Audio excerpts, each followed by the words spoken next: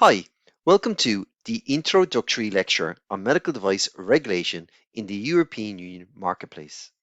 What will we learn in this lecture? What are the steps required to get permission to manufacture and sell a medical device in the European Union market? The module will explain step by step how a manufacturer gains market approval for a device in the European Union. It can initially be challenging to understand the rules a manufacturer must be compliant with in the European Union in order to be allowed to sell their device on the European Union marketplace. This course will build up simple steps to explain this process. I will explain the obligations of the competent authority and the notified body. We will learn the difference between a regulation and a directive. We will get an introduction into the new medical device regulation. I will determine to explain what extra detail is required in the medical device regulation. I will explain each topic in this lecture, but will go into more detail as we progress. I will explain the 5 basic steps, but I will expand on each point as we go through the module. How would you get permission to manufacture and sell a medical device in Europe? The first step is to decide, are you making a medical device? Is the product that you are making a medical device? In order to illustrate this point, we will examine the 3 medical device directives and the medical device regulation. There will be another lecture which will explain the medical device directives. The directives can be challenging to comprehend. I will break down parts of the directives into simple building blocks in order to understand. For example, I will dissect the definitions into easy to understand segments and use brevity to explain. My explanation and interpretation of the directive will help the student to understand how the medical device directive works. With the medical device directive, the first question to answer is the manufacturer making a medical device? You may not be making a medical device, and therefore you may not have to follow the law or regulation laid down by the EU. The second point, once the manufacturer establishes the product as a medical device, it needs to be classified according to the risk to the patient. Medical devices are classified. For example, class 1 is a low-level risk to the patient. Therefore, the rules that the manufacturer has to follow are less. In the case of a band-aid, it can be determined to be a medical device. The rules the manufacturer need to follow are less compared to that of a stent, which is a medical device used to unblock a coronary artery, which is classified as a class 3 medical device. The regulation that a class 3 device follows is more comprehensive. There is one point that I would like to make here. The word regulation is a rule. It is a law of a member state that must be adhered to by the manufacturer. The manufacturer needs to be compliant with these rules in order to be given permission to manufacture and sell a medical device on the European marketplace. The third point, the manufacturer registers the device with the national competent authority. This will be done via EUDAMED, which is the European database for medical devices. I am introducing the term competent authority here. Each country in the European Union are known as member states. Each member state has a national body whose responsibility it is to ensure compliance with EU medical device legislation. These national bodies are the competent authorities. The competent authority has other roles and responsibilities. Other lectures within this module will explain the obligation of the competent authorities in detail. If a manufacturer wants to market their device in the European marketplace, the competent authority is a key stakeholder in the process. I would just like to pause for a sec. When I say marketplace, I mean to be allowed to sell the medical device in the European Union, either through hospitals or healthcare facilities. Just as a FYI, if some students are interested, the FDA would be the equivalent to the competent authority in the US. The fourth step is the manufacturer's quality management system must be audited. The manufacturer must be certified to ISO 13485, which is a quality management standard. The compliance audit is performed by the notified body. 2 points to be made here. If you are following ISO 13485, you are pretty much guaranteeing the regulator that you are following the medical device directive. Another term would be compliant. The manufacturer is satisfying the competent authority and the European Commission.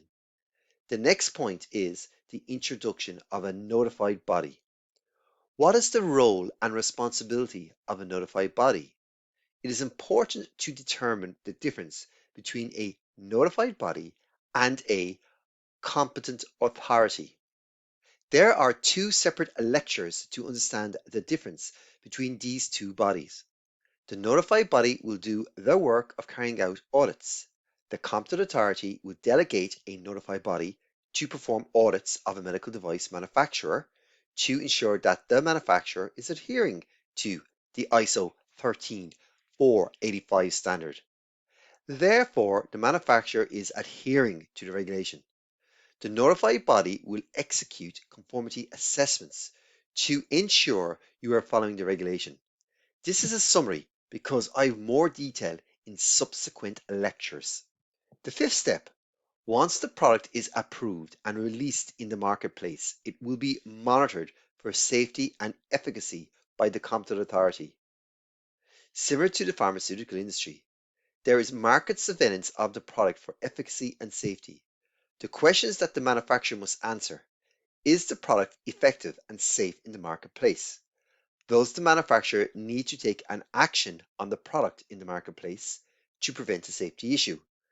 It is the manufacturer's responsibility to monitor the medical device in the marketplace and feed this information back to the competent authority and to make any necessary changes. It is the competent authority's responsibility to monitor the data from the manufacturer and the public. If a device is deemed unsafe, the competent authority has the authority to stop market approval of that device. I will go into more detail with this system in subsequent lectures. Medical device directives and regulations are formulated by the European Commission. The European Commission is situated in Brussels, and the Commission developed the medical device directives, which are the rules and the regulations, which are the laws that must be followed by the member states. The medical device directive and regulation is transposed into national law of each member state. The activity is performed by the competent authority. If you are a student outside of the European Union, this may be different compared to your own country or geographical jurisdiction. The European Commission creates the law that the other member states must follow. The notified body audits medical device companies at a national level to assess conformity with the regulation. It is important at this juncture to explain the difference between a directive and a regulation. If you understand the difference, it is of a great benefit. I always tell students it is like illuminating a dark room. Let's look at the left-hand side. A regulation is very similar to national laws. The EU Commission sets a rule and the member state follows that rule. There is a benefit to following the process. For example, a medical device manufacturer in Ireland proves they are following regulation laid down by the European Commission. This means they can sell their medical device on the European marketplace. This is a marketplace with a population of over 445 million people. This is of a great economic advantage to the medical device manufacturer in Ireland. Once the law regulation is formulated, it becomes law in each member state. The law gets directly transposed into the law of each member state. It can overrule existing national laws. Let's look at an example of regulation which was very positive for business within the European Union. The mobile phone market started to expand in Europe in the 1990s and early 2000s.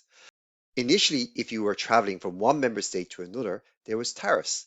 This meant there was an extra charge for using the mobile in another member state. This prevented people from using their mobile phones in Europe when they traveled, because of fear of a large phone bill. The European Union Commission in 2007 regulated roaming fees for mobile phones within Europe. It created a law which capped the tariff that mobile providers in the European Union could charge to the customer. This regulation was directly transposed into each member state. Take a moment to think about that. The EU Commission sets the law, and this gets directly transposed into the member state national law. Then in 2017, there was an amendment to the regulation. So what's that word amendment mean? It means a change. 2017 amendment of the regulation meant roaming fees were abolished. Once it came into effect, it meant that every citizen within the EU was treated the same. The EU Commission tries not to get involved in such detail at a national level. The EU Commission rather uses directives. They prefer to give direction to the member state. The member states interpret this direction and create their own national law. Sometimes regulation is demanded. The EU Commission only tend to use regulation when directives are not suitable to achieve the goal. Now, I would like to draw your attention to a directive which is on the right hand side of the screen. The EU Commission sets a goal. However, unlike a regulation, it will not tell a member state how to achieve the goal. This is an important difference to understand. The EU Commission allows the member state to decide how to achieve that goal. So each member state can determine how to construct the national law in order to be compliant with the EU Commission directive. This gives the member state a lot more room to choose their approach. There is a positive in one respect. The EU Commission is not getting involved in member states' internal politics. In some respects, directives can fail. What do I mean by that? For example, in Europe, there was the Data Protection Directive of 1995. There was a big difference in the interpretation of the goal. This meant different laws in different countries. Some countries were very restrictive about their data protection. Other countries were more relaxed. And as you can see, it did not lead to harmonization. That is my key point. Harmonization is an important word. Harmonization means that each member state does the same thing. As you can see, a directive may not lead to harmonization of rules within the European Union. In summary, a regulation will get directly transposed into each member state's national law. A directive means the member state gets direction from the EU Commission on the legislation and it decides how to interpret the directive. It will put this interpretation into their national law. And this leads to my next point. One of the reasons why the EU is changing from a directive to a regulation is to create harmonization of EU regulation within the European Union. The medical device directives have been quite successful in Europe for the last 30 years. For example, medical device manufacturing in Ireland has expanded over the last 30 years. One of the main reasons is that Ireland transposed the medical device directives directly into Irish law. The Irish Competent Authority treated them like a regulation. This has meant it has opened the gateway to a huge market for the Irish medical device industry.